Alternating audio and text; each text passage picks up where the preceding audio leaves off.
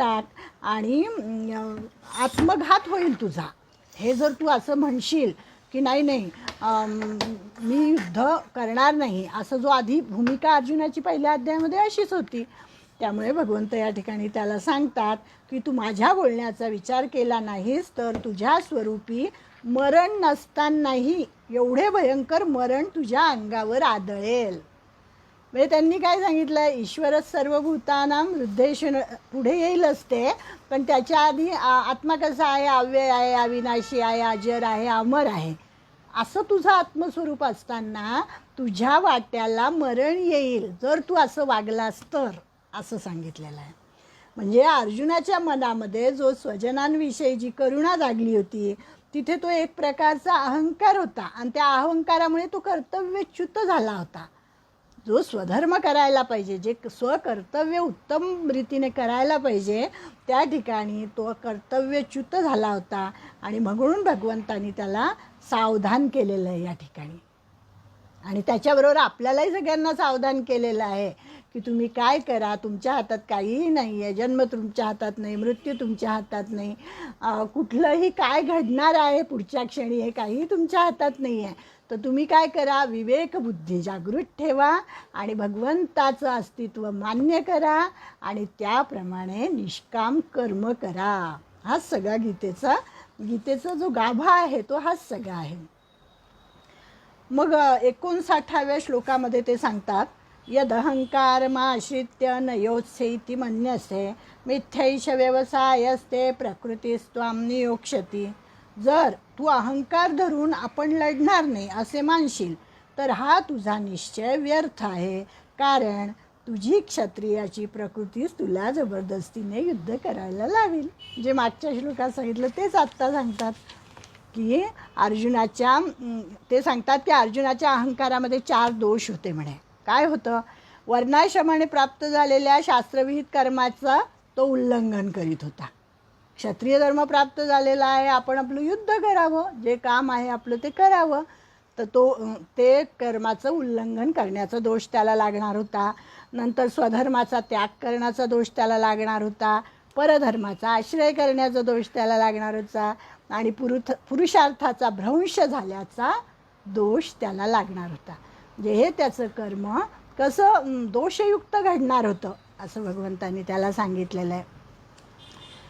मला या ठिकाणी ज्ञानेश्वर माऊलींच्या ओव्यांची आठवण झाली की ज्ञानेश्वर माऊली म्हणतात की अरे अर्जुना, तुला हे किती छान कर्म मिळालेलं आहे, क्षत्रिय धर्म आहे तुझा आणि युद्धामध्ये जर तुला मरण आलं तर तुला स्वर्ग मिळेल आणि युद्धामध्ये जर तू जिंकला तर तू या पृथ्वीचं राज्य भोगशील. म्हणजे दोन्ही तुझ्यासाठी उत्तमच आहे, म्हणून तू हे युद्ध करायला पाहिजे. आणि त्यांनी अजूनही एक असं सांगितलं मजेशीर उपमा देऊन की हे युद्ध तुझ्या वाट्याला आलं आहे म्हणे. ते कसं आलं आहे, सुवर्ण संधी आहे तुझ्यासाठी आणि सहज विनासायास चालत आली आहे. कशी तर एखाद्याला जांभई यावी आणि त्या जांभई करतो ना आपण जांभई देताना, आणि ते जांभई देताना त्याच्यामध्ये अमृताचा थेंब पडावा. अशी उपमा आहे, ती मला आठवली की त्याप्रमाणे तुला हे युद्ध म्हणजे सुवर्ण संधी मिळालेली आहे की अनायासे जांभई दिली आणि त्याच्यामध्ये अमृताचा थेंब पडलेला आहे असं सांगितलेलं आहे. म्हणजे अर्जुनाकडून भगवंताला स्वधर्म करून घ्यायचाच होता आणि प्रकृतीच तुला युद्ध करायला लावेल असे भगवंतांनी त्यांना सांगितलेलं आहे. की ती प्रकृती म्हणजे काय आहे, स्वभाव. भगवंत सांगतात आता की स्वचा भाव. आपण साधं व्यवहारामध्ये नेहमी बोलत असतो की स्वभावाला औषध नसतं, त्याचा स्वभाव मूळचाच असतो, तो काही जाणार नाही असं आपण बोलत असतो. पण तो स्वचा भाव म्हणजे स्वभाव, म्हणजे वरवर कितीही गुण आले माणसामध्ये तरी त्याचं जे मूळ असतं ना ते बरोबर बाहेर येतं आणि त्याला स्वभाव असं म्हणतात. तर हा स्वभाव म्हणजे काय तर 60व्या श्लोकामध्ये सांगतात, स्वभावजेन कौन्तेय निबद्धस्वेन कर्मणा कर्तुं नेच्छसि यन्मोहात् करिष्यस्य वशोऽपि तत्. हे अर्जुना, जे कर्म तू मोहामुळे करू इच्छित नाहीस तेही आपल्या पूर्वकृत स्वाभाविक कर्माने बद्ध झालेला असल्याने परवश होऊन करशील. जरी तू कितीही म्हणाला की मी युद्ध करणार नाही, मी युद्ध करणार नाही, पण हे तुला करावंच लागेल, कारण तुझा तो स्वभाव आहे. भगवंताने अगोदरच स्वधर्माची थोरवी सांगितलीच होती आणि ती गुणांवर आधारित असते. त्याच्याकडे गुण जे होते तो कसा होता? रजोगुणी होता. सत्वगुणी पण होता थोडा, पण जास्तीत जास्त रजोगुणी, क्षत्रिय वृत्ती त्याच्यामध्ये बांधलेली. त्यामुळे स्वधर्मामुळे आणि प्रकृतीमुळे हे गुण येतातच. अर्जुनाची म्हणजे ती साखळी आहे, जसे गुण तशी प्रकृती, जशी प्रकृती तसे गुण, तसं. आणि अर्जुनाची ही जी प्रकृती होती ही श्रात्र संस्कारांनी म्हणजे क्षत्रिय धर्माने सिद्ध झालेली होती आणि त्यामुळे तो उघड आहे की तो त्याच्याकडेच वळणार होता. म्हणजे विनोबा भावे तर एका ठिकाणी म्हणतात की अर्जुनाने जर युद्ध केलं नसतं आणि तो जर वनात गेला असता तर वनामध्ये जाऊन तो काय असा जप करत बसला असता? तर नाही, त्यांनी हरिणांची शिकार केली असती, त्यांनी वाघाची शिकार केली असती, हातामध्ये धनुष्यबाण त्याच्या असणारच आणि त्यांनी हे सगळं केलं असतं असं त्यांनी सांगितलेलं आहे. त्यांचा फोन येतोय मला.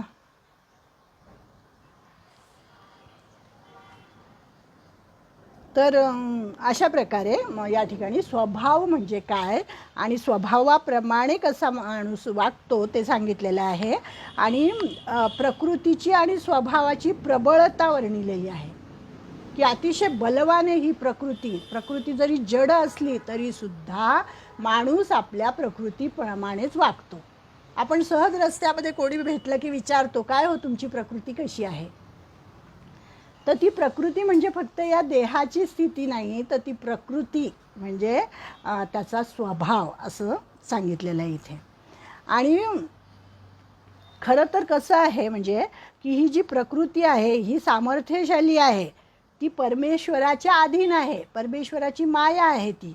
आणि जीव हा परमेश्वराचा अंश आहे, पण तरीसुद्धा स्वभाव हा प्रकृतीच्या अधीन आहे आणि आत्मा चेतन आहे. स्वभाव प्रकृतीच्या अधीन असल्यामुळे जड आहे.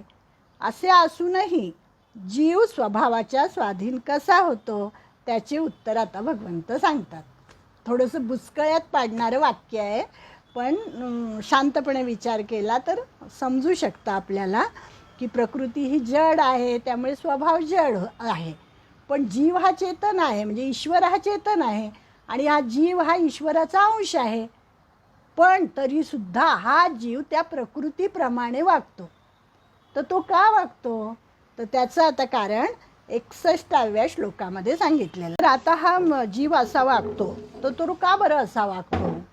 तर त्याचं कारण असं त्यांनी सांगितलं आहे 61व्या श्लोकामध्ये. आता हा श्लोक अतिशय सुंदर आहे आणि हा श्लोक समजून घ्यायलाही जरा अवघडच आहे, पण बघूया आपण प्रयत्न करून. 61वा श्लोक. ईश्वरः सर्वभूतानां हृद्देशेऽर्जुन तिष्ठति भ्रामयन् सर्वभूतानि यंत्रारूढानि मायया. की हे अर्जुना, शरीररूपी यंत्रावर आरूढ झालेल्या सर्व प्राण्यांना अंतर्यामी परमेश्वर आपल्या मायेने त्यांच्या कर्मानुसार भ्रमण करवितो. म्हणजे खेळणं म्हणतात ना की आपण या जगामध्ये काय आहोत, तर आपण काही स्वतंत्र नाही आहोत. प्रकृती ज्याप्रमाणे खेळवेल, ज्याप्रमाणे नाचवेल त्याप्रमाणे आपल्याला नाचावं लागतं. म्हणजे त्यांनी इथे सांगितलं आहे की यंत्रारूढानी मायया, की हे जे शरीररूपी यंत्र आहे, आपलं शरीररूपी यंत्र आहे आणि याच्यावर सर्व प्राण्यांना अंतर्यामी परमेश्वर हा आपल्या आत आहे. ईश्वरः सर्वभूतानां हृद्देशेऽर्जुन तिष्ठति. आणि हा ईश्वर आपल्या मायेच्या सहाय्याने त्याच्या कर्मानुसार, म्हणजे असतं कर्म आपलंच कर्म जे प्रारब्ध रूपाने आपल्यासमोर आलेलं असतं ते आपण भोगत असतो, पण ते ईश्वर आपल्या मायेच्या सहाय्याने कर्मानुसार भ्रमण करवीत असतो असं सांगितलेलं आहे. छान श्लोक आहे हा. ईश्वरः सर्वभूतानां हृद्देशेऽर्जुन तिष्ठति भ्रामयन् सर्वभूतानि यंत्रारूढानि मायया. मग याच्यामध्ये भगवंतांनी अर्जुन अशी हाक मारलेली आहे. प्रत्येक ठिकाणी अर्जुनाला वेगवेगळी नावं दिलेली आहेत. तर या ठिकाणी अर्जुनच म्हटलं आहे. का म्हटलं आहे अर्जुन? तर अर्जुन हा कसा आहे शुद्ध चित्ताचं आहे, विशुद्ध चित्त आहे अर्जुनाचं. आणि असं विशुद्ध ज्याचं चित्त असतं तोच परमेश्वराला जाणू शकतो आणि परमेश्वर अंतर्यामी आहे हे तो समजू शकतो. म्हणजे अर्जुनाची काहीतरी योग्यता होती म्हणून अर्जुनाला गीता सांगितलेली आहे. 5 पांडवांपैकी धर्मराजाला नाही सांगितली, भीमाला नाही सांगितली, नकुल सहदेवांना नाही सांगितली, फक्त अर्जुनालाच का सांगितली? कारण अर्जुन हा सखा होता त्याचा, इतकी सख्य भक्ती होती त्याची, परमेश्वराच्या अधिकाधिक जवळ गेलेला होता तो. आणि म्हणून त्याचं चित्तही तेवढं शुद्ध होतं. जे काय परमेश्वर सांगेल, जे काय भगवान श्रीकृष्ण सांगतील ते तो ऐकायचा आणि शुद्ध चित्ताने आलेले प्रश्नसुद्धा विचारायचा, त्याची उत्तरंही समजून घ्यायचा. असा हा अर्जुन होता, रुजू मनाचा होता तो. त्यामुळे रुजुता हा गुण होता त्याच्याकडे, म्हणून अर्जुन अशी हाक मारलेली आहे बघा इथे. ईश्वर सर्वभूतानां हृदयेषु तिष्ठती, अर्जुन म्हटलेलं आहे त्याला. आणि मग असा हा अर्जुन आहे. आणि त्यांनी सांगितलं आहे की जे सर्व जगत दिसतं, जे आपल्याला ऐकू येतं, त्याला अंतर्बाह्य व्यापून उरणारा एकमेव नारायण स्थित आहे. तो परमेश्वर मायेच्या साहाय्याने कसा भ्रमवतो, त्या मायेचे स्वरूप कसे आहे. म्हणजे या श्लोकामध्ये 2 गोष्टी आपल्याला समजून घ्याव्या लागतील. एक म्हणजे ईश्वर आणि दुसरं म्हणजे माया. ईश्वर ही संकल्पना काय आहे आणि माया ही संकल्पना काय आहे. तर त्याच्यामध्ये 2 गोष्टी येतात मायेमध्ये. एक आहे गुणमाया आणि दुसरी आहे जीवमाया. तर ही गुणमाया जी असते ही त्रिगुणात्मिका समष्टी माया असते. म्हणजे सत्व रज तम असे हे जे गुण असतात आणि या गुणांची जी साम्यावस्था झालेली असते त्या ठिकाणी, तेव्हा ही गुणमाया असते. आणि जीवमाया म्हणजे काय सांगितलं त्यांनी की देहबुद्धी हीच, म्हणजे मी देह आहे, ही जी माझी संकल्पना, माझा दृढ विचार हा झालेला आहे की मी सगळ्यांचाच म्हणजे की मी देह आहे. तर ही जी देहबुद्धी आहे ही जीवमाया आहे. आणि गुणमाया म्हणजे जी त्रिगुणात्मिका समष्टी माया, ती गुणमाया आहे. मग आता यांनी वेगवेगळ्या पद्धतीने माया म्हणजे काय आणि ईश्वर म्हणजे काय असं समजावून सांगितलेलं आहे. बघू आपल्याला जेवढं कळेल तेवढं वाचूया आपण. की माया ही काय आहे, परब्रह्माची शक्ती आहे. ही माया ही परब्रह्माच्या अधीनच असते.